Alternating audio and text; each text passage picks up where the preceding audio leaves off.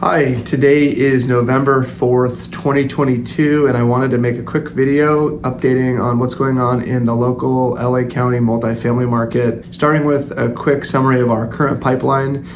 We have a fourplex in Orange County in Tustin that is closing in a couple weeks, which was put in escrow back in September. We have a Dollar General that we just closed escrow on, which we sold to the client back in 2020, and they are flipping out of it. They just closed and made a couple $100,000 in profits and are rolling that into an Applebee's in Kansas, which has rent increases.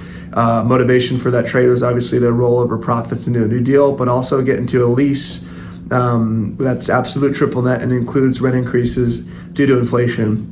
We're also closing escrow tomorrow on an 8-unit in Inglewood directly across the street from the stadium. We have 6 other listings for sale with 2 of them pending. Things are definitely moving a lot slower than usually, and so that's another reason for making this video. You know, everyone's talking about rates, interest rates. They have skyrocketed. 30-year fixed rate for 3 to 4 unit deals is right under 7% now. For a 5+ unit multifamily loan, you're probably looking in the high 5s, low 6% range. So things are really up there.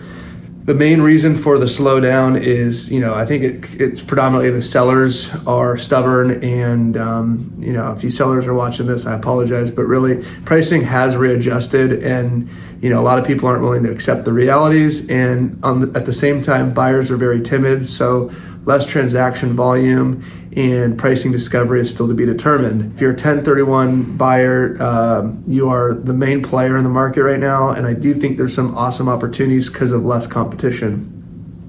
There are other brokers that are advertising assumable financing. We had a deal listed earlier this year where the seller got a really attractive, mid-3 rate back in 2020 or 2021 and wants to sell it, and it's an assumable loan, so a new buyer can pay a point and assume the loan.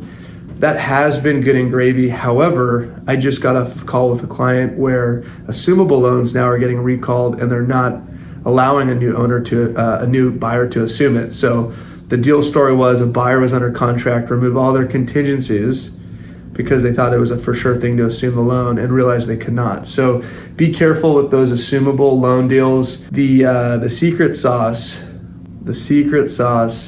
is seller financing. If you are a seller and want to get top dollar, and are agreeable to seller financing, you will get your price and you will get all the buyers looking at your deal. We just closed escrow 3 weeks ago in the middle of October on an 8-unit in Gardena, where it was on the market listed for 4+ months, and we were able to close it.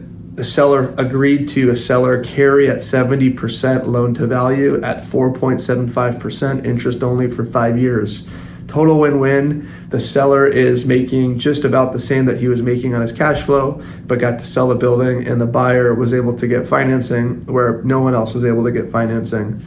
Again, the secret sauce is seller financing. If you are interested in selling a property and want to get top dollar, call me to discuss some seller financing options and how we can get a great price for your asset. Thank you, and see you on the next video.